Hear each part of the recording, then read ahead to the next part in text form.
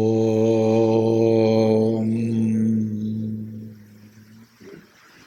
ഗുരുർബ്രഹ്മാ ഗുരുർവിഷ്ണു ഗുരുർദേവോ മഹേശ്വരഃ ഗുരുസാക്ഷാത് പരം ബ്രഹ്മ തസ്മൈ ശ്രീ ഗുരവേ നമഃ. ഓം.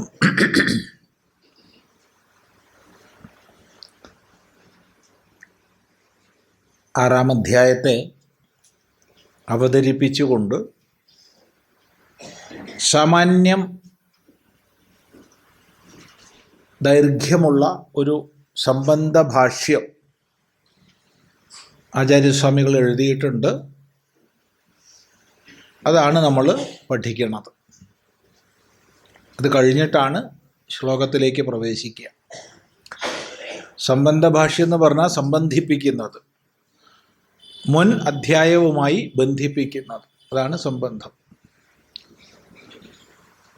അവിടെ പറഞ്ഞു, അഞ്ചാം അധ്യായത്തിൻ്റെ ഒടുവിൽ ധ്യാനയോഗത്തിൻ്റെ സൂത്രഭൂതങ്ങളായ ഉപദേശങ്ങളെ ചെയ്തു. ധ്യാനയോഗമാകട്ടെ സമ്യക് ദർശനത്തിൻ്റെ അന്തരംഗ സാധനയാണ്. ആ സൂത്രസ്ഥാനീയങ്ങളായ വാക്യങ്ങളുടെ വിശദീകരണത്തിനായിക്കൊണ്ട് ആറാം അധ്യായം ആരംഭിക്കുന്നു എന്നാ പറഞ്ഞത്.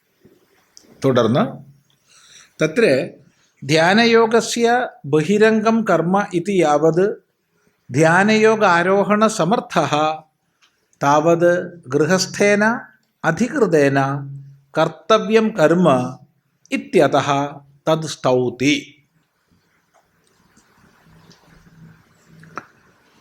തത്ര ധ്യാനയോഗസ്യ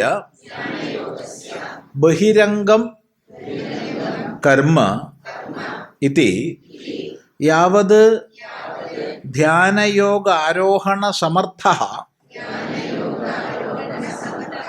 താവത് ഗൃഹസ്ഥേന അധികൃതേന കർത്തവ്യം കർമ്മ ഇതി അതഃ തത് സ്തൗതി. പറയാണ് അവിടെ തത്ര അവിടെ എന്ന് പറഞ്ഞാൽ ഈ വിഷയത്തിൽ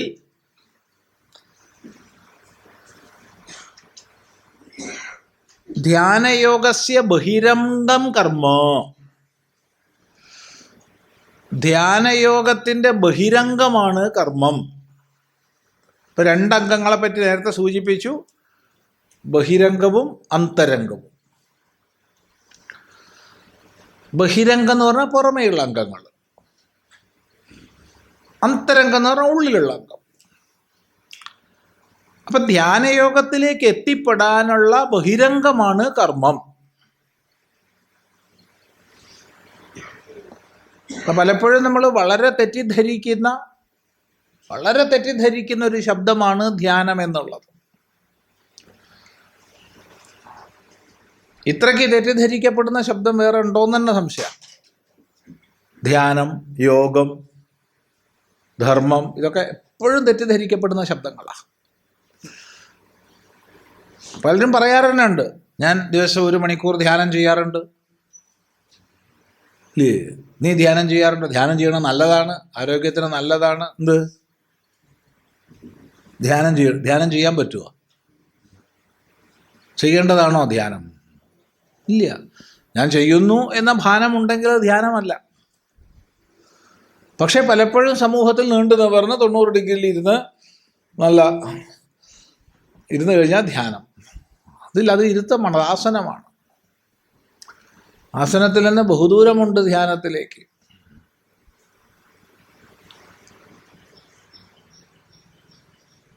ധാരണയിലൂടെ മാത്രമേ ധ്യാനത്തിലെത്താൻ പറ്റൂ.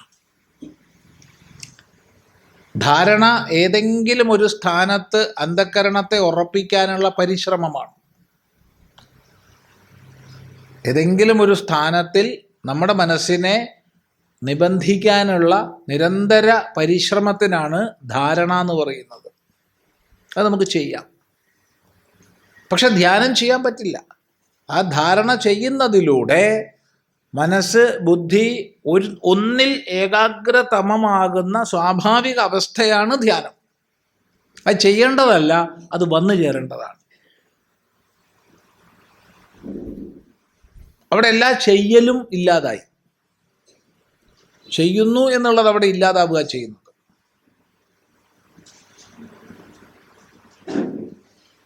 ഇത് എല്ലാവർക്കും അനായാസേന ലഭിക്കുന്നതല്ല.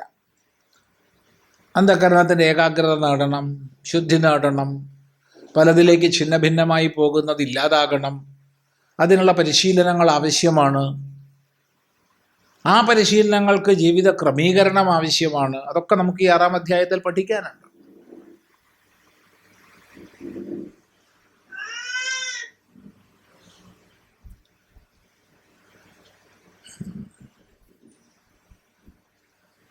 അപ്പോൾ ഈ അന്തരംഗത്തിലേക്ക് എത്തണമെങ്കിൽ ബഹിരംഗങ്ങളിലൂടെ സഞ്ചരിക്കണം. ആ ബഹിരംഗമാണ് കർമ്മം. കർമ്മം എന്ന് പറയുമ്പോൾ പല ശാസ്ത്രങ്ങളിൽ കർമ്മത്തിന് പല അർത്ഥങ്ങളുണ്ട്. എല്ലാ ശാസ്ത്രത്തിലും കർമ്മശബ്ദത്തിന് അർത്ഥം ഒന്നല്ല. ഉദാഹരണം പറഞ്ഞാൽ, ഒരു വ്യാകരണം പഠിക്കുന്ന സമയത്ത് നമ്മൾ കർമ്മം എന്ന് പറഞ്ഞാൽ അതിൻ്റെ അർത്ഥം ഒന്ന് വേറെയാണ്. ക്രിയയിലൂടെ കർത്താവ് എന്തിനെ നേടാൻ ഉദ്ദേശിക്കുന്നുവോ അതാണ് കർമ്മം. അതേ കർമ്മം എന്നുള്ള ശബ്ദം സാധാരണ ലൗകികമായി പറഞ്ഞാൽ, ലോകത്തിൽ പറഞ്ഞാൽ എന്താ അർത്ഥം? എന്തെങ്കിലും ഒരു ക്രിയാവിശേഷം, നടക്കുക എന്നുള്ള കർമ്മം, ഓടുക എന്നുള്ള കർമ്മം, പാടുക എന്നുള്ള കർമ്മം. വൈയാകരണനെ എതിർക്കും. വൈയാകരണം പറയും അത് ക്രിയയാണ്, ഇത് കർമ്മം അല്ല എന്ന് പറയും. പക്ഷെ ലോകത്തിൽ അത് കർമ്മം എന്നാ പറയുക. ഇനി അതേ കർമ്മമെന്ന് വേദാന്തിയോട് പറഞ്ഞു കഴിഞ്ഞാൽ അവിടെ ഉത്പാദ്യം, ആപ്യം, വികാര്യം, സംസ്കാര്യം എന്നിങ്ങനെ കർമ്മങ്ങളെ തിരിക്കും. അതേ കർമ്മശബ്ദത്തെ നമ്മൾ വൈശേഷിക ന്യായ ദർശനങ്ങൾക്കനുസൃതമായി പറഞ്ഞു കഴിഞ്ഞാൽ മുകളിലേക്ക് ബലം കൊടുക്കുക, താഴേക്ക് ബലം കൊടുക്കുക, പ്രസരിക്കുക, ചുരുങ്ങുക, ചലിക്കുക, ഇങ്ങനെയാണ്. ഉത്ക്ഷേപണ, അപക്ഷേപണ, ആകുഞ്ചന, പ്രസാരണ, ഗമനങ്ങൾ, ഇതാണ് കർമ്മങ്ങൾ. ഇതാണ് കർമ്മങ്ങൾ. അപ്പം ഇവിടെ കർമ്മം എന്ന് പറഞ്ഞാൽ എന്താണ്? അപ്പം നമ്മൾ 6-ാം അധ്യായമാണ് പഠിക്കുന്നത്. ഇതിനു മുമ്പ് ഭഗവാൻ കർമ്മത്തെ നിർവചിച്ചിട്ടുണ്ട്. കർമ്മണോ ഹി അപി ബോധവ്യം, ബോധവ്യം ച വികർമ്മണ, അകർമ്മണശ്ച ബോധവ്യം, ഗഹനാ കർമ്മണോ ഗതി. കർമ്മത്തിൻ്റെ തത്വം അറിയണം, വികർമ്മത്തിൻ്റെ തത്വം അറിയണം, അകർമ്മത്തിൻ്റെ തത്വം അറിയണം. കർമ്മത്തിൻ്റെ ഗതി വളരെ ഗഹനമാണ്. അവിടെ കർമ്മം എന്ന് പറഞ്ഞാൽ ചെയ്യേണ്ടുന്നതെന്തോ അതാണ് കർമ്മം. ചെയ്യേണ്ടുന്ന കർത്തവ്യ വിശേഷമാണ് കർമ്മം. ചെയ്യരുതാത്തതോ വികർമ്മം, ചെയ്യുകയോ അകർമ്മം. അപ്പൊ ചെയ്യേണ്ടത് കർമ്മം, ചെയ്യരുതാത്തത് വികർമ്മം, ചെയ്യായിക അകർമ്മം, അങ്ങനെ വ്യക്തമാക്കിയിട്ടുണ്ട്. അപ്പൊ ഇവിടെ കർമ്മം എന്ന് പറഞ്ഞാൽ ചെയ്യേണ്ടതാണ്. അപ്പം ചെയ്യേണ്ടത് എൻ്റെ അവസ്ഥയ്ക്കനുസരിച്ച്, എൻ്റെ ഗുണഘടനയ്ക്കനുസരിച്ച് ഞാൻ ചെയ്യേണ്ടത് എന്ത് എന്ന് മനസ്സിലാക്കി ചെയ്യുക. ഓരോരുത്തരും അവരവരുടെ ഉത്തരവാദിത്തങ്ങളെ നിർവഹിക്കുക, അവരുടെ കർത്തവ്യങ്ങളെ ചെയ്യുക. ഇതാണ് ഈ കർമ്മമാണ് ബഹിരംഗ സാധനം എന്ന് പറഞ്ഞാൽ അർത്ഥം അവനവന് ചെയ്യാനുള്ളത് എന്തെന്ന് തിരിച്ചറിഞ്ഞ് ചെയ്യുന്നതിലൂടെയാണ് മനസ്സിന് ഏകാഗ്രതയും ശുദ്ധിയും എല്ലാം വരുന്നത്. അതിലൂടെ മാത്രമേ ധ്യാനത്തിലേക്ക് പ്രവേശിക്കാൻ കഴിയൂ. വ്യക്തമാണല്ലോ. അതുകൊണ്ട് ധ്യാനയോഗസ്യ ബഹിരംഗം കർമ്മ, ധ്യാനയോഗത്തിൻ്റെ ബഹിരംഗമാണ് കർമ്മം, അന്തരംഗമാണ് ധ്യാനം. ഇതി യാവത് ധ്യാനയോഗ ആരോഹണ സമർത്ഥഃ, എത്ര കാലം വരെ ഒരാൾ ധ്യാനയോഗത്തിലേക്ക് ആരോഹണം ചെയ്യാൻ സമർത്ഥനാകുന്നുവോ, ഇപ്പം ധ്യാനയോഗത്തിലേക്ക് പ്രവേശിക്കാനുള്ള അർഹത നേടണം. എല്ലാവർക്കും പറ്റില്ല ഇല്ലേ? മനസ്സിനൊരു ഇരുത്തം വന്നിട്ടില്ല വെച്ചാൽ ധ്യാനം അസാധ്യമാണ്. അപ്പം ധ്യാനത്തിലേക്ക് പ്രവേശിക്കണമെങ്കിൽ അതിനുള്ള യോഗ്യത നേടണം. അത് നേടുന്നത് വരെ, ധ്യാനയോഗ ആരോഹണ സമർത്ഥനാകുന്നത് വരെ കർമ്മം ചെയ്യണം, അവനവൻ്റെ കർത്തവ്യങ്ങളെ ചെയ്യണം. അവിടെ സന്യസിക്കാൻ അധികാരമില്ല, കർമ്മങ്ങളെ ഉപേക്ഷിക്കാൻ അധികാരമില്ല.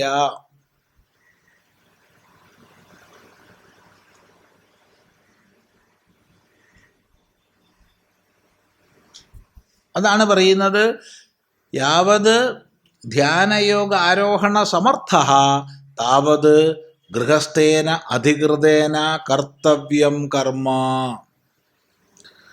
ധ്യാനയോഗത്തിലേക്ക് ആരോഹണം ചെയ്യുന്നതിന് സമർത്ഥനാകുന്നത് വരെ ഗൃഹസ്ഥനാൽ കർത്തവ്യകർമ്മം ചെയ്യപ്പെടണം, അല്ലെങ്കിൽ കർമ്മം ചെയ്യപ്പെടണം. അവിടെ എന്തിനാണ് ഗൃഹസ്ഥൻ എന്ന് പ്രത്യേകിച്ച് പറഞ്ഞത്? ചോദ്യം. മറുപടി, വൈദിക ശാസ്ത്രങ്ങൾക്കനുസരിച്ച് 2 മാർഗങ്ങളാണ് പ്രവൃത്തിയും നിവൃത്തിയും. ഒന്നുകിൽ സന്യാസത്തിൻ്റെ മാർഗം, അല്ലെങ്കിൽ ഗാർഹസ്ഥ്യത്തിൻ്റെ മാർഗം. ഒന്നുകിൽ സന്യസിക്കുക, അല്ലെങ്കിൽ കല്യാണം കഴിക്കുക.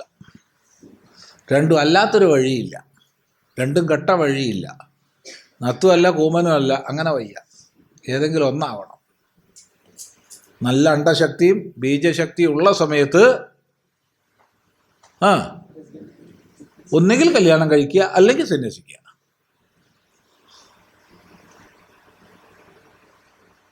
അത് ശ്രദ്ധിക്കേണ്ടതാണ്. ഇത് കല്യാണം കഴിക്കൂല, സന്യസിക്കുകയില്ല, പിന്നെയോ ആശ്രമങ്ങൾ തോറും ഇങ്ങനെ ഒരു സൈഡ് ബാഗുമായിട്ട് നടക്കുക തന്നെ. അങ്ങനെ ആയുസ് നഷ്ടപ്പെടുത്തും. അത് തമാശയല്ല. ഒരുപാട് എണ്ണം ഉണ്ടാവും ഓരോ ആശ്രമത്തോടും ചേർന്ന്. ഇത് അധർമ്മമാണ്, അധർമ്മമാണ്. ദ്വിവിധോഹി വേദോക്തോ ധർമ്മ. വേദോക്തമായ ധർമ്മം 2ആണ്. ഏതെങ്കിലും ഒന്നിലാവണം. ഒന്നിൽ അവിടെ ഉറക്കുക, അല്ലെങ്കിൽ ഇവിടെ ഉറക്കുക. അപ്പോൾ തീർത്തും ധ്യാനയോഗ ആരോഹണ സമർത്ഥനായാൽ മാത്രമേ സന്യാസം വിഹിതമായിട്ടുള്ളൂ. അപ്പം അല്ലാത്തവരൊക്കെ എന്ത് ചെയ്യണം? കല്യാണം കഴിക്കണം. 1 കോടി ജനങ്ങളുണ്ടെങ്കിൽ അതിലൊരാളെ സന്യാസത്തിന് അധികാരിയാവുള്ളൂ. അപ്പം ചിലർക്കെങ്കിലും പറയും, സ്വാമി ഇന്നലെ സ്വാമിയെ ഞാനുള്ള വലിയ കേമത്തരത്തിൽ പറഞ്ഞത് 26 ലക്ഷം സന്യാസിമാരുണ്ടെന്ന്. ശരി, അതൊക്കെ ഉണ്ട്. ഇപ്പം നിങ്ങളുടെ മുമ്പിൽ ഞാനിപ്പോൾ ഈ കാഷായ വസ്ത്രം, പിന്നെ സ്വാമി ചിദാനന്ദപുരി എന്നുള്ള പേര് ഒക്കെ ആയിട്ട് ഇരിക്കുന്നത് കൊണ്ട് ഞാൻ സന്യാസിയാണെന്ന് നിങ്ങൾക്കറിയോ?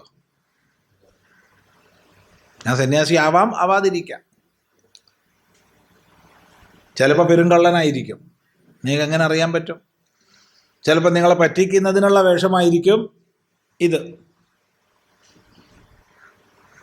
അപ്പോൾ വേഷം കണ്ടിട്ടോ പേര് കണ്ടിട്ടോ സന്യാസിയാണെന്ന് പറയാൻ പറ്റില്ല. മറിച്ച് ഞാൻ സന്യാസത്തിലേക്ക് പ്രവേശിക്കാൻ വേണ്ടിയുള്ള ജീവിതക്രമം സ്വീകരിച്ചിരിക്കുന്നു എന്നേ അർത്ഥമുള്ളൂ. അതാണ് വിവിധിഷാ സന്യാസം. തത്വത്തെ അറിയുന്നതിനായിക്കൊണ്ടുള്ള സന്യാസ ദീക്ഷ ഗുരുനാഥനിൽ നിന്ന് സ്വീകരിച്ചിരിക്കുന്നു. അതുകൊണ്ട് തത്വത്തെ അറിഞ്ഞു എന്നർത്ഥമില്ല, അറിഞ്ഞിട്ടില്ല എന്നും അർത്ഥമില്ല. ഇത് ബാഹ്യമായൊരു ലിംഗം മാത്രമാണ്. ഇത് ശ്രദ്ധിക്കണം.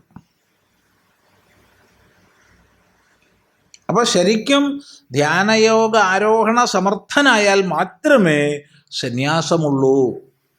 അല്ലാത്ത കാലത്തോളം ഗൃഹസ്ഥനായിരിക്കണം. അതുകൊണ്ടാണ് ഗൃഹസ്ഥേന എന്നവിടെ പറഞ്ഞത്.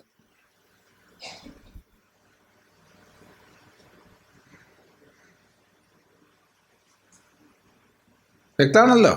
അങ്ങനെ ഗൃഹസ്ഥേന കർമ്മ കർത്തവ്യം, കർമ്മം ചെയ്യേണ്ടതാണ്. അതുകൊണ്ട് ഗൃഹസ്ഥനോട് എന്ത് വേണം? തത് സ്തൗതി, അതിനെ സ്തുതിക്കുന്നു. എടോ, കർമ്മം കേമമാണ്ടോ?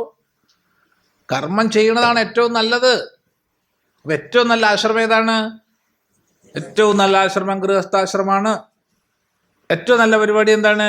ഏറ്റവും നല്ല പരിപാടി അവനവന് വിഹിതമായ കർമ്മം ചെയ്തുകൊണ്ട് ജീവിക്കുന്നതാണ് എന്നാണ് നമ്മൾ സമൂഹത്തിൽ പറയേണ്ടത്. എന്തുകൊണ്ടെന്നാൽ ഒരു സമൂഹത്തിൽ ഒരു 10-50 ലക്ഷം പേരിൽ ഒരാൾ മാത്രമേ സന്യാസത്തിന് അധികാരിയാകൂ. അയാളോട് പറയേണ്ടത് രഹസ്യമായിട്ട് പറഞ്ഞു കൊടുക്കേണ്ടതാണ്, പരസ്യമായിട്ട് പറയേണ്ടതല്ല. പരസ്യമായിട്ട് പറഞ്ഞാൽ ഞാനും സന്യാസത്തിന് അധികാരിയാണെന്ന് തെറ്റിദ്ധരിച്ച് വലിയൊരു ജനവിഭാഗം ബാഹ്യമായി സന്യാസവേഷം കെട്ടും, നാമം സ്വീകരിക്കും. പിന്നെ ദിവസവും നീറി കഴിയേണ്ടി വരും. അങ്ങും എത്തിയിട്ടില്ല, ഇങ്ങന്ന് വിടുകയും ചെയ്തു. കറക്കത്തോട് കറക്കം തന്നെ. അതുകൊണ്ട് കർമ്മത്തെ സ്തുതിക്കണം. ഏറ്റവും നല്ലത് കല്യാണം കഴിക്കണതാണ് എന്ന് തന്നെ പറയണം.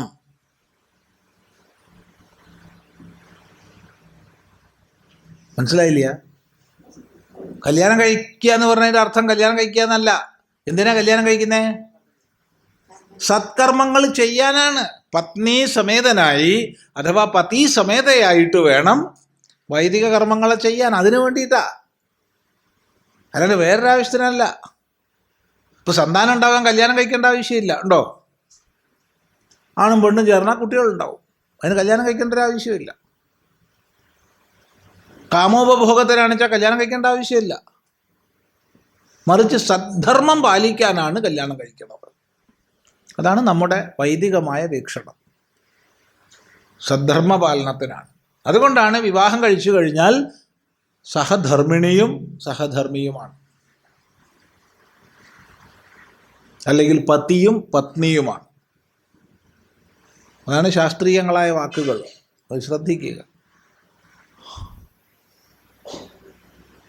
ഭാര്യ ഭർത്താവ് എന്നുള്ളത് സാമൂഹികമായിട്ടാണ്, ധാർമ്മികമായിട്ടല്ല. സാമൂഹികമായിട്ട് ഭാര്യ ഭർത്താവ്. അത് മാറി വരാം.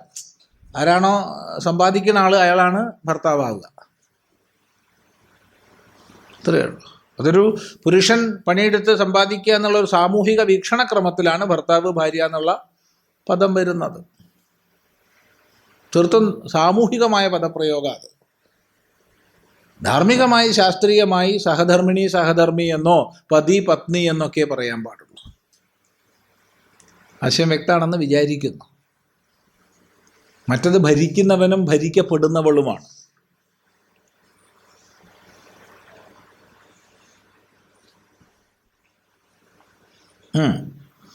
ശരി.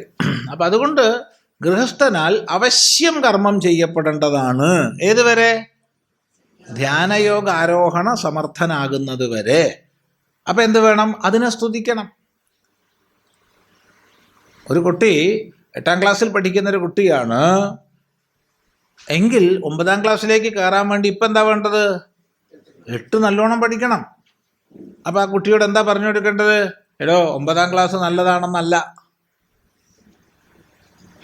8ാം ക്ലാസ് പോലെ നല്ലൊരു ക്ലാസ് ലോകത്ത് വേറെ ഇല്ല. നന്നായി പഠിക്കണം, ഇത് നന്നായി മിടുക്കാൻ, ഉഷാറായി പഠിക്കണം. അങ്ങനെയാ പറഞ്ഞു കൊടുക്കണ്ടേ. പിന്നെ ഇത് കഴിയുമ്പല്ലേ, അപ്പോൾ പിന്നെ അടുത്തത് നോക്കാം. അതാണ് ശാസ്ത്രത്തിൻ്റെ ഉപദേശ രീതി. അതുകൊണ്ട് കർമ്മത്തെ സ്തുതിക്കുന്നു. തത് സ്തൗതി. വ്യക്തമാണല്ലോ. ഇതാണ് ഭാഷ്യകാരൻ പറയുന്നത്. ഇത്രയേ ഉള്ളൂ.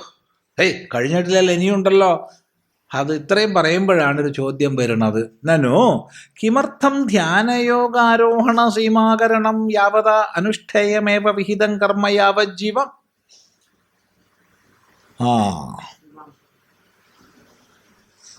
ഈ ഭാഷ്യം ശങ്കരഭാഷ്യത്തിൻ്റെ ഏറ്റവും വലിയ മഹിമ അത് ഓരോ സന്ദർഭത്തിലും ഉണ്ടായേക്കാവുന്ന സംശയങ്ങൾ, വരാവുന്ന വിപരീത അഭിപ്രായങ്ങൾ, ചോദ്യങ്ങൾ, എതിർപ്പുകൾ എല്ലാം അതത് സ്ഥലത്ത് തന്നെ പറയും. ഇപ്പം സംശയം എന്ന് പറഞ്ഞാൽ ശിഷ്യനുണ്ടാകാവുന്ന സംശയങ്ങൾ, വിഭിന്ന ദർശനക്കാരനുണ്ടാകാവുന്ന എതിർപ്പുകൾ, ചോദ്യങ്ങൾ, ഇതൊക്കെ അതത് സ്ഥലത്ത് പറയും. അപ്പം അത് ഒന്നുകിൽ ശങ്കയായിരിക്കും, അല്ലെങ്കിൽ പൂർവപക്ഷമായിരിക്കും. ഇപ്പം ശങ്ക ഉന്നയിച്ച് അതിന് മറുപടി പറയും, അഥവാ പൂർവപക്ഷം ഉന്നയിച്ച് അതിന് മറുപടി പറയും സിദ്ധാന്തം. അങ്ങനെയാണ് മുമ്പോട്ട് പോവുക. അപ്പോഴാണ് ശാസ്ത്രം വിശദമാകുക. നമ്മുടെ പഠന രീതി വിശ്വാസാധിഷ്ഠിതമല്ല, വിവേക വിചാര അധിഷ്ഠിതമാണ്. യുക്തിപൂർവം പഠിക്കണം ശാസ്ത്രം.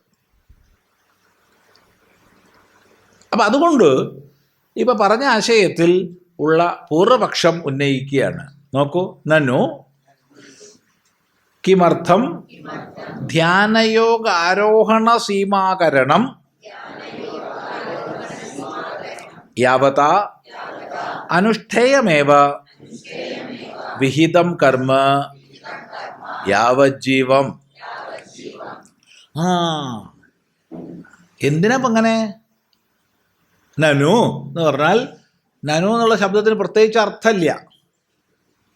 ഇപ്പം നമ്മളൊരു ചർച്ച ചെയ്യുമ്പോൾ ആ ചർച്ചയ്ക്കൊരു ഒരു ഒരു തൽക്കാലത്തേക്ക് നിർത്തവിടെ, ഇനി ചോദിക്കണതിന് മറുപടി പറഞ്ഞിട്ട് മതി മുന്നോട്ട് പോവുക എന്ന് ആവശ്യപ്പെടാൻ വേണ്ടി ഉപയോഗിക്കുന്ന ഒരു ശബ്ദമാണ് നനു. ഉ ഈ ഇങ്ങനെ കണ്ട് ഈ എന്നൊക്കെയുള്ള സംബോധനകളാണ്. പക്ഷെ ഇത് നിർത്തവിടെ എന്ന് പറയണം. അപ്പം എന്താ ഇപ്പോൾ നനു എന്നുള്ളത് നമ്മളർത്ഥം എന്താ പറയുക? ഇരിക്കട്ടെ അല്ലേ, നിൽക്കട്ടെ എന്ന് പറയണ്ടല്ലോ. ശാസ്ത്ര ചർച്ചയല്ലേ, ശാസ്ത്ര ചർച്ചയാകുമ്പോൾ ഇരിക്കട്ടെ പറഞ്ഞാൽ മതി. നിൽക്കട്ടെ പറയേണ്ട ആവശ്യമില്ല, നിൽക്കേണ്ട ആവശ്യമില്ല, ഇരുന്നാൽ മതി. ഇരിക്കട്ടെ, ഒരു ചോദ്യമുണ്ട്, ഈ ചോദ്യത്തിന് ഉത്തരം പറഞ്ഞിട്ട് മതി മുന്നോട്ട് പോവുക. എന്താ ചോദ്യം? നീ എന്തിനാ ധ്യാനയോഗത്തിലേക്ക് എത്തുന്നത് വരെ കർമ്മം കർത്തവ്യമാണ് എന്നതുകൊണ്ട് അതിനെ സ്തുതിക്കുന്നു എന്ന് പറഞ്ഞത്? നീ ആ പറഞ്ഞതിനോട് എനിക്ക് യോജിപ്പില്ല. ഇത് പൂർവപക്ഷിയാണ്. ഇത് പൂർവപക്ഷമാണ്. സിദ്ധാന്തിയോട് പറയാണ്. അപ്പോൾ സിദ്ധാന്തി എന്താ പറഞ്ഞത്? ധ്യാനയോഗത്തിലേക്ക് ആരോഹണം ചെയ്യുന്നത് വരെ ഒരു ഗൃഹസ്ഥൻ കർമ്മം ചെയ്തിരിക്കണം എന്നതിനായിക്കൊണ്ട് കർമ്മത്തെ സ്തുതിക്കുന്നു എന്നാ പറഞ്ഞത്. എന്തിനാ അങ്ങനെ പറയുന്നേ? എൻ്റെ ആവശ്യം എന്താ? കാരണം യാവജ്ജീവം അനുഷ്ഠേയമേവ വിഹിതം കർമ്മ, ജീവിച്ചിരിക്കുന്ന കാലത്തോളം വിഹിതകർമ്മം ചെയ്യണമല്ലോ. ഒരു കാരണവശാലും കർമ്മത്തെ ഉപേക്ഷിക്കാൻ പാടില്ല. എത്ര കാലം വരെ നമുക്ക് ജീവനുണ്ടോ, ആയുസ്സുണ്ടോ, അത്രയും കാലം കർമ്മം ചെയ്യണം. ഏത് കർമ്മം? വിഹിതകർമ്മം. പിന്നെ എന്തിനാ ഇങ്ങനെ പറഞ്ഞേ? ചോദ്യം. അപ്പം ഇതാരെ പക്ഷമായത്? ഇത് പൂർവമീമാംസകന്റെ പക്ഷമാണ്. കാരണം പൂർവമീമാംസകനെ സംബന്ധിച്ച് സന്യാസം എന്നൊന്നില്ല. സന്യാസം ഇല്ല, സന്യസിക്കാൻ പാടില്ല. പിന്നെയോ ഉള്ള കാലം മുഴുവൻ വിഹിത കർമ്മങ്ങളെ ചെയ്തുകൊണ്ട് ജീവിക്കണം, കർമ്മങ്ങളെ ഒഴിവാക്കാൻ പാടില്ല. അതാണ് പൂർവമീമാംസകന്റെ സിദ്ധാന്തം. ഒരു കാരണവശാലും കർമ്മങ്ങളെ ഉപേക്ഷിക്കാൻ പാടില്ല. അവസാന ശ്വാസം വരെ കർമ്മങ്ങളെ ചെയ്യണം. പൊതുവെ ഇപ്പോൾ സമൂഹത്തിൽ ഭൂരിഭാഗവും പൂർവമീമാംസകന്മാർ തന്നെയാന്നാ തോന്നണത്, അല്ലേ? അല്ലേ, എന്താ അഭിപ്രായം? അതെ അതെ, പൊതുവെ. കാരണം എന്താ ഇപ്പം ചെയ്യണത്? അങ്ങനെ ജോലികളൊക്കെ ചെയ്യുന്നുണ്ട്, കാര്യങ്ങളൊക്കെ ചെയ്യുന്നുണ്ട്, സന്തോഷം, നല്ലത്. സർക്കാർ തന്നെ പറഞ്ഞു ഒരു നിശ്ചിത പ്രായം കഴിഞ്ഞാൽ നിർത്തിക്കോളൂ പറഞ്ഞു. സർക്കാർ പോലും പറഞ്ഞു. അപ്പം അത് കഴിഞ്ഞപ്പോഴോ ഇപ്പം എന്താ ചെയ്യണത്? ഇപ്പോഴും വീട്ടിൽ തന്നെയാണല്ലോ. അതെ, വീട്ടിൽ തന്നെയാണ് സ്വാമി. ഞാനില്ലെങ്കിൽ എങ്ങനെയാ ശരിയാവുക? ഞാനില്ലെങ്കിൽ വീടെങ്ങനെ ശരിയാവും? മോള് അവൾക്കറിയോ കുട്ടികളെയൊക്കെ നോക്കാൻ? ഞാൻ ഉണ്ടെങ്കിലല്ലേ ശരിയാവുള്ളൂ. ശരി, കുറച്ചു കാലം കഴിഞ്ഞു. ഇപ്പം എന്താ സ്ഥിതി? മോള് ഞാനുണ്ടെങ്കിലല്ലേ അവർക്കൊക്കെ ശരിയാവുള്ളൂ, അല്ലേ? അല്ലെങ്കിൽ എവിടെ നിന്ന് ശരിയാവണം സ്വാമി?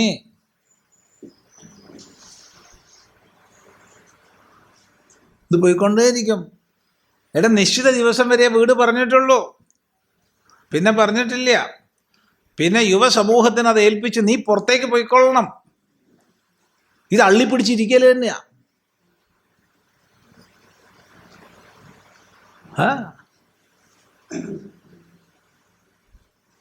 അതായത് ചിലർക്കൊന്നും ഇഷ്ടാവുണ്ടാവില്ല അപ്പോൾ പറയണത്. പക്ഷെ വസ്തുതയാണ്. ഉള്ള കാലം മുഴുവൻ അള്ളി പിടിച്ചിരുന്നോണ്ടിരിക്കും. കാടില്ലാഞ്ഞിട്ടാണല്ലോ അപ്പൊ പോവാത്തത്. കേക്കണ്ട, എന്താ പറച്ചില്ലെന്നാ.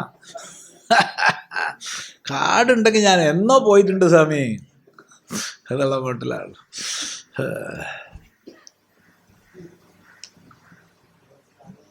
അപ്പം മക്കള് വളർന്ന് വലുതായി കാര്യപ്രാപ്തി വന്നു എന്ന് കണ്ട എല്ലാവർക്കും ഏൽപ്പിച്ച് വിട്ടോളണം. ഓരോ തലമുറയും ഇത് ചെയ്യണം. ഓരോ തലമുറയും ഇത് വീട്ടിൽ തന്നെ ജനിച്ച് വീട്ടിൽ തന്നെ മരിക്കുകയാണ്. അപ്പം ചെറിയൊരു മാറ്റം, ആശുപത്രിയിൽ ജനിച്ച് ആശുപത്രിയിൽ മരിക്കുകയാണ്. ജനിക്കേണ്ട സ്ഥലം ആശുപത്രി. ചോദ്യം, വീട്ടിൽ വേണ്ടേ മരിക്കുക? ആണോ? അല്ല, വീട്ടിലല്ല മരിക്കേണ്ടത്. വീടൊക്കെ ചെറുപ്പക്കാർക്ക് വിട്ടുകൊടുക്കണം. ശ്മശാനല്ല വീട്. അങ്ങനെ തന്നെയാ.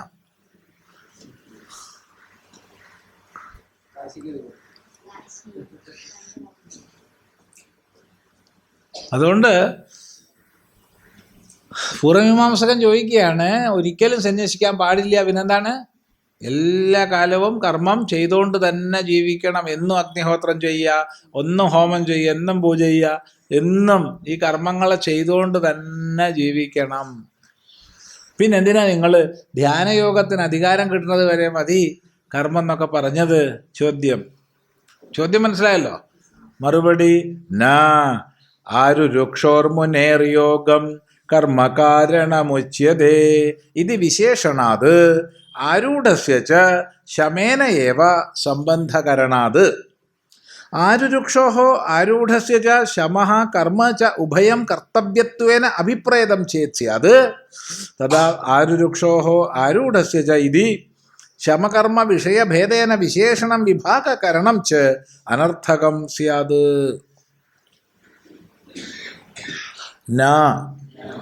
ആരുരുക്ഷോഃ മുനേഃ യോഗം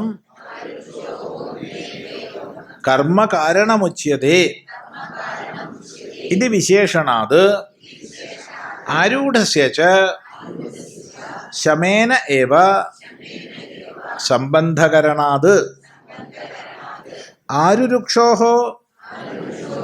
ആരൂഢസ്യ ച ശമഃ കർമ്മ ച ഉഭയം കർത്തവ്യത്വേന അഭിപ്രേതം ചേത് സ്യാത് തദാ ആരുരുക്ഷോഃ ആരൂഢസ്യ ച ഇതി ശമകർമ്മ വിഷയഭേദേന വിശേഷണം വിഭാഗകരണം ച അനർത്ഥകം സ്യാത്. നാ, നീ പറഞ്ഞത് ശരിയല്ല, നിന്റെ ചോദ്യമേ ശരിയല്ല. നാ, എന്തുകൊണ്ട് ശരിയല്ല? ഇവിടെ ഭഗവാൻ തൻ്റെ ഉപദേശത്തിൽ ആരുരുക്ഷോർ മുനേർ യോഗം കർമ്മകാരണമുച്യതേ യോഗാരൂഢസ്യ തസ്യൈവ ശമഃ കാരണമുച്യതേ എന്ന് പറയാൻ പോകുന്നുണ്ട്. കുറച്ച് കഴിഞ്ഞാൽ അത് നമ്മൾ പഠിക്കും. യോഗത്തിലേക്ക് ആരോഹണം ചെയ്യാൻ ഇച്ഛിക്കുന്നവന് കർമ്മമാണ് കാരണം. എന്നാൽ യോഗാരൂഢനായി കഴിഞ്ഞാൽ ശമമാണ് കാരണം. ഒന്നുകൂടി പറയാം. യോഗത്തിലേക്ക് ആരോഹണം ചെയ്യാൻ ഇച്ഛിക്കുന്നവന്, ആരോഹണം ചെയ്യാന്ന് പറഞ്ഞാൽ കയറുക, യോഗത്തിലേക്ക് പ്രവേശിക്കാൻ ഇച്ഛിക്കുന്നവന്, ധ്യാനയോഗത്തിലേക്ക് പ്രവേശിക്കാൻ ഇച്ഛിക്കുന്നവന് കർമ്മമാണ് അതിനുള്ള മാർഗം. സൽക്കർമ്മങ്ങൾ ചെയ്യുക, സ്വധർമ്മം അനുഷ്ഠിക്കുക. എന്നാൽ യോഗാരൂഢനായി കഴിഞ്ഞാൽ അതേ ആൾക്ക് പിന്നെ ശമമാണ്, പിന്നെ കർമ്മമല്ല, ശാന്തി. എല്ലാം ശമിച്ചു. ഇന്നലെ വരെ ചെയ്തതെല്ലാം കൊഴിഞ്ഞുപോയി. കൊഴിഞ്ഞു പോവും. അവിടെ ചോദ്യം എങ്ങനെ നിശ്ചയിക്കും സ്വാമി എന്നാണ് ചോദ്യം. കൊഴിഞ്ഞു പോകുന്ന പറഞ്ഞത്. കൊഴിച്ചിട്ടുണ്ട, ഒന്നും ഉപേക്ഷിക്കണ്ട. പക്ഷെ ഉപേക്ഷിതമായതിനെ ചേർത്ത് വെക്കാണ്ടിരുന്നാൽ മതി.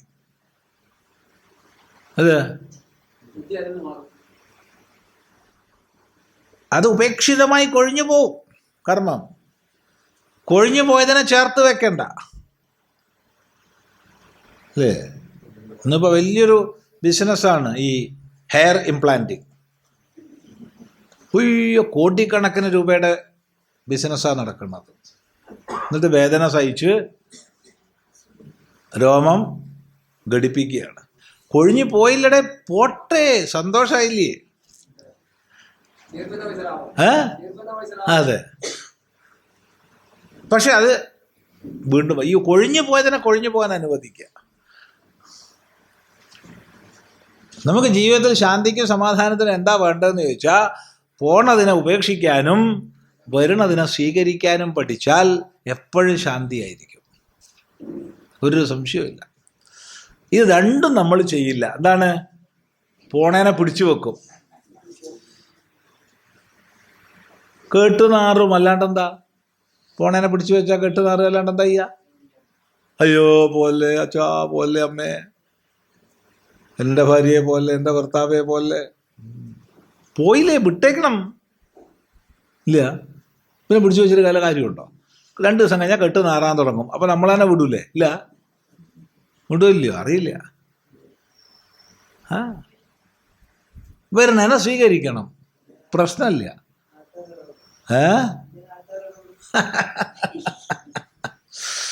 അപ്പൊ വരുന്നതിനെ സ്വീകരിക്കാനും പോണതിനെ ഉപേക്ഷിക്കാനും മനുഷ്യൻ ശീലിച്ചാൽ ശാന്തിയാണ്, സമാധാനമാണ്.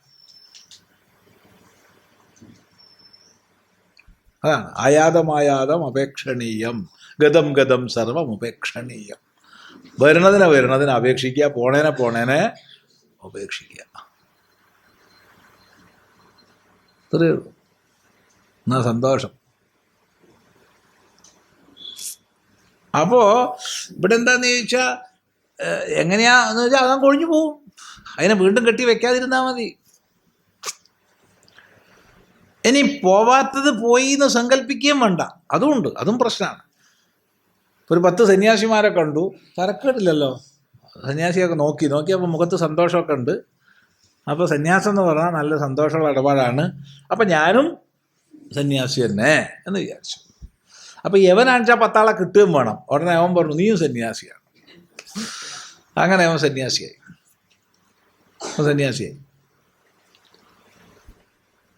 പിന്നെയാണ് ദുഃഖം. എന്ത്?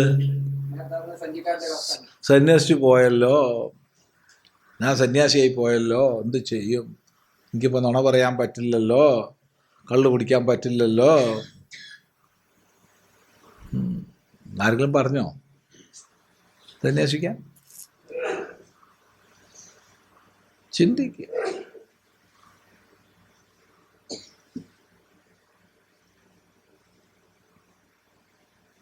അപ്പം സ്വാഭാവികമായിട്ട് കൊഴിഞ്ഞു പോയതായിരിക്കണം. അല്ലാണ്ട് സാങ്കല്പികമായിട്ട് കൊഴിയാത്തതിനെ കൊഴിഞ്ഞു എന്ന് വിചാരിക്കരുത്. കൊഴിഞ്ഞതിനെ പിടിച്ച് വെക്കുകയും വേണ്ട, രണ്ടും വേണ്ട, രണ്ടും വേണ്ട. അതാണ് ശമം എന്ന് പറയുന്നത്.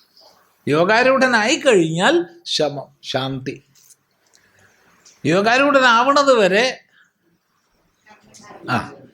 ഒരു മല കയറുമ്പോൾ എന്താ കഷ്ടപ്പാട്, കതച്ച് വിയർത്തൊലിച്ച് കയറുക. അങ്ങനെ കയറി മുകളിലെത്തി, ഇനിയോ നീ കയറണോ? അവിടെ ഇരുന്നു, സന്തോഷം. ഇപ്പം എന്താ പണി? നല്ല കാറ്റ്, സുഖം, ഇവിടെ ഇരിക്കുക. ഇത്രയേ ഉള്ളൂ. ഇനിയും കയറിക്കോളൂ. ഇനി അങ്ങോട്ട് കയറാൻ, ഇനി അങ്ങോട്ടും കയറാനില്ല. ഇവിടെ സുഖമാണ്. അപ്പോൾ യോഗാരൂഢനാവുന്നത് വരെ കർമ്മം, യോഗാരൂഢനായി കഴിഞ്ഞാൽ ശമം. ശമം, ശാന്തി. എല്ലാ കർമ്മങ്ങളും കൊഴിഞ്ഞു പോയി. സന്യാസനിഷ്ഠയിൽ ആനന്ദത്തിൽ ഇരിക്കുകയാണ്. അവസ്ഥയാണ്. അവസ്ഥയാണോ ഉപാധിയാണെന്ന് വെച്ചാൽ അവസ്ഥയാണ്. ആ അവസ്ഥയെ പ്രാപിക്കാൻ ഉപാധികളെ സ്വീകരിക്കേണ്ടി വരും. അത്രയേ ഉള്ളൂ. അതുകൊണ്ടാണ് നേരത്തെ പറഞ്ഞത് കാഷായം, നാമം, അത് ഇത് ഒക്കെ ആ അവസ്ഥയിലേക്ക് എത്താനുള്ള പരിശ്രമങ്ങളും സാധനങ്ങളുമാണ്. അതെ, അവസ്ഥ നിലനിർത്താൻ വേണ്ടതെന്ന് ചോദിച്ചാൽ അവിടെ ഇരിക്കല്ലാണ്ട് എന്ത് വേണം? ഇരിക്കാൻ എന്താ സമയം വേണ്ടത്? ഇരിക്കാൻ നീ ഒന്നും ചെയ്യേണ്ട, അവിടെ ഇരുന്നാൽ മതി. ഇരിക്കാൻ നടക്കണോ? വേണ്ട. അനങ്ങൂൽ ഒരു കാറ്റടിച്ചാലും വീഴില്ല, വെറുതെ തോന്നാതൊക്കെ.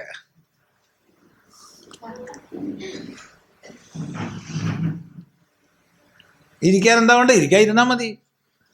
അതാണ് ശമം. അപ്പോൾ അതുകൊണ്ട് ആരുരുക്ഷോഹ മുനേഹ യോഗം കർമ്മകാരണമുച്യതേ യോഗാരൂഢസ്യ തസ്യൈവ ശമ കാരണമുച്യതേ എന്ന് പറയാൻ പോകുന്നുണ്ട്. അതുകൊണ്ട് ആരുരുക്ഷുവിന് കർമ്മവും ആരൂഢന് ശമവും. ആരുരുക്ഷുവിന് കർമ്മവും ആരൂഢന് സന്യാസവും. ആരുരുക്ഷുവിന് യോഗവും ആരൂഢന് സന്യാസവും. ഇതാണ് മാർഗം. ആരുരുക്ഷോഹോ ആരൂഢസ്യ ച, ആരുരുക്ഷുവിനും ആരൂഢനും ശമവും കർമ്മവും രണ്ടും കർത്തവ്യമായിരുന്നെങ്കിൽ വേർതിരിച്ച് പറയേണ്ടതില്ലായിരുന്നല്ലോ. സ്വാമി അത് ശരിയല്ല, രണ്ടാളും രണ്ടും ചെയ്യണം. എന്ത്? ആരുരുക്ഷു ആയിട്ടുള്ള ആളും ആരൂഢനായിട്ടുള്ള ആളും രണ്ടും ചെയ്യണം. എന്താ രണ്ടും? കർമ്മവും വേണം, ശമവും വേണം എന്ന് പറയരുത്. അങ്ങനെയായിരുന്നെങ്കിൽ രണ്ടു പേർക്കും വേർതിരിച്ച് പറയേണ്ട ആവശ്യം ഉണ്ടായിരുന്നില്ല.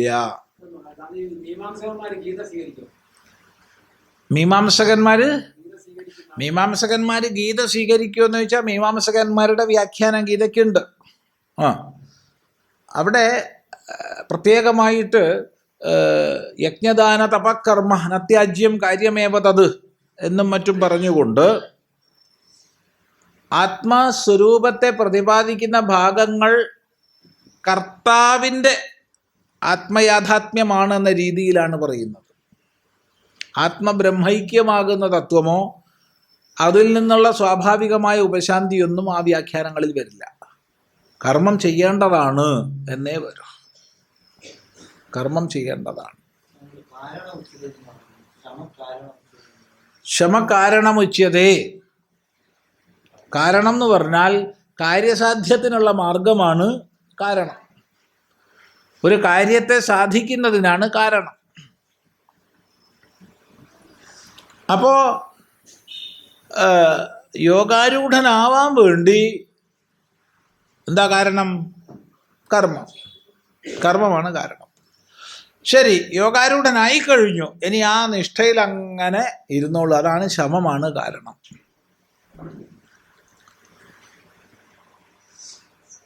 അശാന്തി നിഷ്ഠയിൽ ഇരുന്നോളുക, പ്രശാന്തനായിട്ട് ഇരിക്കുക എന്ന് പറഞ്ഞാൽ ശരീരത്തിൻ്റെ ഇരുത്തല്ല. അവിടെ ശരീരം എങ്ങനെയായാലും കുഴപ്പമില്ല. അത് ഇരുന്നാലും ഓടിയാലും ചാടിയാലും ഒന്നും കുഴപ്പമില്ല. അത് ശ്രദ്ധിക്കുക. അപ്പോൾ ഇങ്ങനെ ഭഗവാൻ തന്നെ വിശേഷിച്ച് പറയാൻ പോകുന്നുണ്ട്. അതുകൊണ്ട് ആരുരുക്ഷോഹോ ആരൂഢസ്യ ച ഇത് ശമ കർമ്മ വിഷയഭേദേന വിശേഷണം വിഭാഗകരണം ചാനർത്ഥകം സ്യാത്. രണ്ടും രണ്ടു കൂട്ടർക്കുള്ളതാണ്. അല്ലായിരുന്നു രണ്ടും ഒരാൾക്കുള്ളതാണെങ്കിൽ വേർതിരിച്ചു പറയുന്നത് അനർത്ഥകം ആകുമായിരുന്നു. അതുകൊണ്ട് എന്താ സിദ്ധാന്തം? യോഗാരൂഢനാവുന്നത് വരെ കർമ്മം കർത്തവ്യമാണ്. യോഗാരൂഢനായി കഴിഞ്ഞാൽ അത് താനെ കൊഴിഞ്ഞു പോവും. സ്വാഭാവികമായി സന്യാസനിഷ്ഠയിൽ അയാൾ കഴിയും. തത്ര ആശ്രമിണാം കശ്ചിത് യോഗം ആരുരുക്ഷുഹോ ഭവതി ആരൂഢഃ ച കശ്ചിത് അന്യേ ന ആരുരുക്ഷവഃ ന ച ആരൂഢാഃ താൻ അപേക്ഷ്യ ആരുരുക്ഷോഹോ ആരൂഢസ്യ ച ഇത് വിശേഷണം വിഭാഗകരണം ച ഉപപദ്യതേ ഏവ ഇതി ചേത്. അവിടെ പൂർവപക്ഷി വിടാൻ തയ്യാറില്ല. സിദ്ധാന്തിയോടൊരു ചോദ്യം ചോദിക്കുകയാണ്. തത്ര ആശ്രമിനാം കശ്ചിത് യോഗം ആരുരുക്ഷുഹു ഭവതി ആരൂഢഃ ച കശ്ചിത് അന്യേ ന ആരുരുക്ഷവഃ ന ച ആരൂഢാഃ താൻ അപേക്ഷ്യ ആരുരുക്ഷോഹോ ആരൂഢസ്യ ച ഇത് വിശേഷണം വിഭാഗകരണം ച ഉപപദ്യതേ ഏവ ഇതി ചേത്. ഇതൊരു ആദ്യത്തെ ചോദ്യത്തിൻ്റെ നിലവാരമൊന്നുമില്ല ഈ ചോദ്യത്തിന്.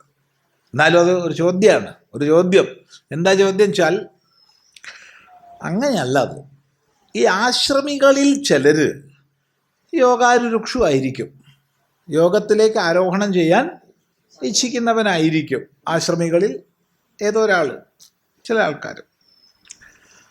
വേറൊരാൾ ആരൂഢനായിരിക്കും.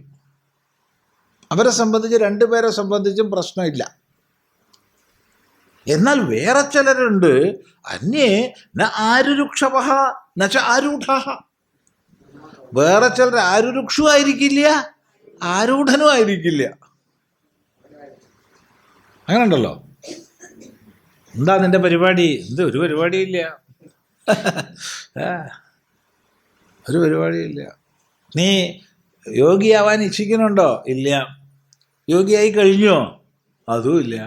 പിന്നെന്താ പരിപാടി? പ്രത്യേകിച്ച് പരിപാടിയൊന്നുമില്ല. അങ്ങനെ കഴിഞ്ഞു പോകണം, ഇത്രയേ ഉള്ളൂ. ആ ജാതി സാധനങ്ങൾ. മനസ്സിലായില്ല? കല്യാണം കഴിച്ചോ? ഇല്ല. സന്യസിച്ചോ? ഇല്ല. പിന്നെന്താ പരിപാടി? പരിപാടിയൊന്നുമില്ല, അങ്ങനെ പോണു. ഈ ജാതി സാധനങ്ങൾ. അങ്ങനെയും ചിലരുണ്ടെന്നാ പറയണത്. അതാണ് അന്യേ അനാരുരുക്ഷവഃ ന ച ആരൂഢഃ. ആരുരുക്ഷുക്കളുമല്ല, ഒട്ടാരൂഢന്മാരുമല്ല. താനപേക്ഷ്യ, അവരെ സംബന്ധിച്ച് ആരുരുക്ഷുവായിരിക്കുന്ന ആൾക്കും ആരൂഢനായിരിക്കുന്ന ആൾക്കും എന്ത് എന്ന് പ്രത്യേകിച്ച് ശമം കർമ്മം എന്നിവയെ പറഞ്ഞതാണ്. അല്ലാതെ ആരുരുക്ഷുവിന് കർമ്മവും ആരൂഢന് ശമവും എന്നുള്ള അർത്ഥത്തിലല്ല ഭഗവാൻ പറഞ്ഞത്. എന്ന് പറഞ്ഞാലോ, ഇതത്ര ഒരു പ്രബലമായ വാദമല്ല ഇത്. നാ തസ്യൈവ ഇതി വചനാത് പുനഃ യോഗഗ്രഹണാത് ച യോഗാരൂഢസ്യ ഇതി ച ആസീത് പൂർവം യോഗം ആരുരുക്ഷുഹു തസ്യ ഏവ ആരൂഢസ്യ ശമ ഏവ കർത്തവ്യം കാരണം യോഗഫലം പ്രതി ഉച്യത്തെ ഇതി. അതഃ ന യാവജ്ജീവം കർത്തവ്യത്വപ്രാപ്തി കസ്യചിദപി കർമ്മണഃ. ന തസ്യൈവ ഇതി വചനാത് പുനഃ യോഗഗ്രഹണാത് ച യോഗാരൂഢസ്യ ഇതി യഹ ആസീത് പൂർവം യോഗം ആരുരുക്ഷുഹു തസ്യ ഏവ ആരൂഢസ്യ ശമ ഏവ കർത്തവ്യം കാരണം യോഗഫലം പ്രതി ഉച്യത്തെ ഇതി. അതഃ ന യാവജ്ജീവം കർത്തവ്യത്വപ്രാപ്തിഃ കസ്യചിദപി കർമ്മണഃ. ഒരിക്കലും നീ പറഞ്ഞത് ശരിയല്ല. നാ എന്തുകൊണ്ട് ശരിയല്ല? തസ്യൈവ എന്ന് പറഞ്ഞതുകൊണ്ട്. എവിടെയാ തസ്യൈവ എന്ന് പറഞ്ഞത്? ആരുരുക്ഷോർമുനേർയോഗം കർമ്മകാരണമുച്യത്തെ യോഗാരൂഢസ്യ തസ്യൈവ തസ്യൈവ ശമകാരണമുച്യത്തെ എന്നാ പറയണത്. തസ്യൈവ എന്ന് പറഞ്ഞാൽ അവന് തന്നെ എന്നാണ്. അപ്പൊ അവന് തന്നെ എന്ന് പറഞ്ഞാൽ എന്താ അർത്ഥം? ആദ്യം പറഞ്ഞവന് തന്നെ അല്ലേ? അങ്ങനെയാണല്ലോ. അവൻ ഇന്നത് കൊടുത്തോളൂ എന്നിട്ട് പറഞ്ഞു അവന് തന്നെ ഇതും കൊടുത്തോളൂ എന്ന് പറഞ്ഞാൽ വേറെ ആൾക്കാണോ? അല്ല, അതേ ആൾക്കാണ്. അപ്പൊ ആരാണോ മുൻപ് യോഗാരുക്ഷുവായിരുന്നത് അവനാണ് പിന്നീട് യോഗാരൂഢനാവുന്നത്. യോഗാരുക്ഷുവായപ്പോ അവന് സാധനം കർമ്മമായിരുന്നു. അതേ ആൾക്ക് യോഗാരൂഢനായപ്പോൾ കർമ്മങ്ങൾ കൊഴിഞ്ഞുപോയി.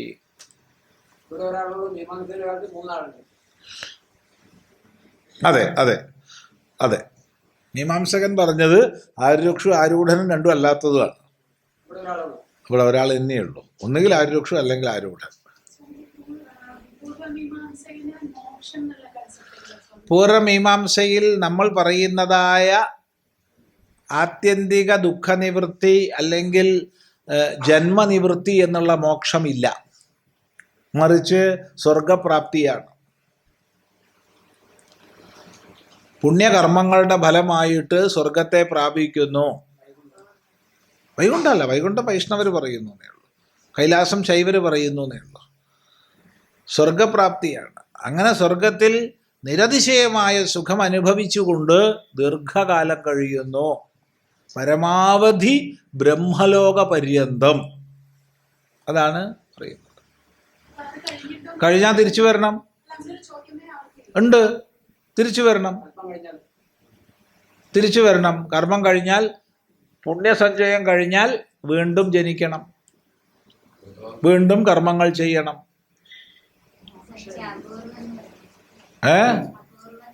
അപൂർവം നേടണം. അപൂർവം എന്താണ്? അപൂർവം യാഗങ്ങളിലൂടെ, യജ്ഞങ്ങളിലൂടെ, നിത്യകർമ്മത്തിന് അപൂർവമില്ല, കർമാനുഷ്ഠാനങ്ങളിലൂടെ നേടുന്ന സമ്പത്താണ് അപൂർവം. അതാണ് സ്വർഗപ്രാപ്തിക്ക് കാരണമാവുന്നത്.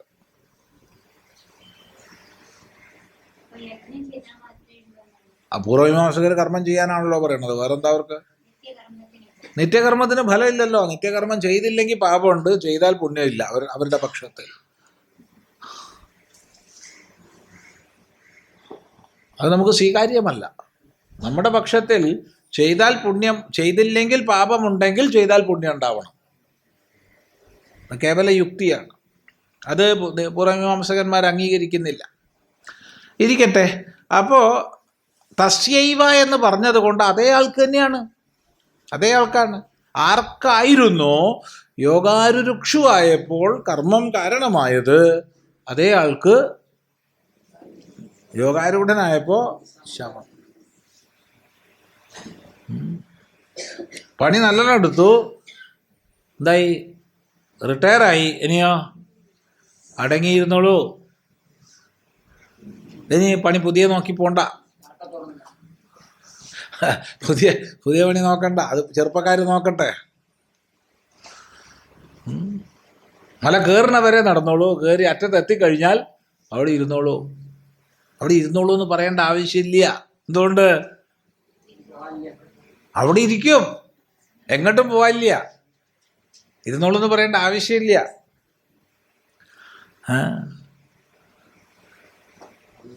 തേന് കൊടുത്തിട്ട് നക്കിക്കോളൂ എന്ന് പറയേണ്ട ആവശ്യമില്ല, നക്കിക്കോളും, അവിടെ ഇരുന്നോളും. എന്ത് ഏ ത്രൈഗുണ്യ വിഷയാ വേദാഹ നിസ്ത്രൈഗുണ്യോ ഭവാർജുന എന്നുള്ളിടത്ത് അത് വ്യക്തമാണ്. നേരത്തെ നമ്മൾ പറഞ്ഞു 2-ാം അധ്യായം മുതൽ 25-ാം അധ്യായം 2-ാം അധ്യായം 11-ാം ശ്ലോകം തൊട്ട് 25-ാം ശ്ലോകം വരെ പറയാത്തൊരു വിഷയമില്ല. അതിൻ്റെ വിസ്തരണമാണിതൊക്കെ. ശരി, ഏതായാലും അപ്പോൾ തസ്യൈവ എന്ന് പറഞ്ഞത് കൊണ്ട് അതേ ആൾക്ക് തന്നെയാണ്. പുനഃ യോഗഗ്രഹണാത്, വീണ്ടും യോഗഗ്രഹണം, യോഗശബ്ദം പ്രയോഗിച്ചിരിക്കുക. യോഗാരൂഢസ്യ, യോഗാരൂഢനായ അതേ ആൾക്ക് എന്ന് പറഞ്ഞതുകൊണ്ട് എന്ത് മനസ്സിലാക്കാം? പൂർവം ആരുരുക്ഷുഹു ആസീത്, നേരത്തെ കയറാൻ ഇച്ഛിക്കുന്നവനായിരുന്നു, ഇപ്പൊ കയറിയവനായി. നേരത്തെ ആരുരുക്ഷു ആയിരുന്നു, ഇപ്പൊ ആരൂഢനായി. അപ്പൊ തസ്യൈവ, അതേ ആൾക്ക് നേരത്തെ കർമ്മമായിരുന്നു, ഇപ്പോ ശമം. ഹാവൂ അല്ലേ? കഴിഞ്ഞു, ഇത്രയേ ഉള്ളൂ.